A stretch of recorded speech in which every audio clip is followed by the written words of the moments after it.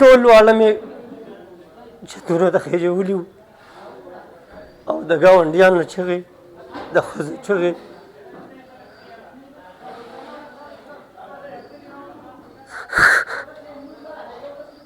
یاره جي څنګه چې د سیلاب خطره شوه زه دې ځای پورې راووتم نو اوبه راختلې وې خو چې بیا څنګه یو ګړز وشو تندرونه پرېوتل د هغې نه پس بیا د بچاو سنو د دې مالې چې څومره خلک دي ټول کوټو ته نر ښځې ختلي وو سره د ماشومانو او کومې چغې چې وې زما دې په خدای قسمې که هغه زما اوس هم د ذهن نه وځي او بله خبره پکې دا ده چې مونږ خدای پاک معجزاتي طور بچ کړي یو زمونږ په دنیا کې د اوبو او د خوراک د رزق څه ذریعه باقي وه نوره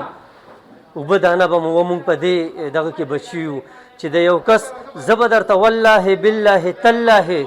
ما درته 3 قسمونه وخوړل چې زه د خپلې کوټې نه د خپلې کمرې نه په لامبو راوتې یم زمونږ خواله هېڅوک نه دي راغلي صفا خبره به دا کوو د دوی سره خو هغه خپله مشینري هم نشته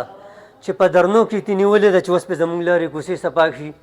یا د خیبر پښتونخوا د عوامو خدمت وشي او هسې برای نام چغې دي چې په داسې وخت کې سړی د چا خواله را نه شي ډاډګیرنه د چا ونه شي نو په داسې حکومت څه کوي او په داسې نمایندګانو باندې څه کوي دا به مونږ مرو که د دې سره خپل سوي د دې نه به د سوات سیلاب 12 کسان وړل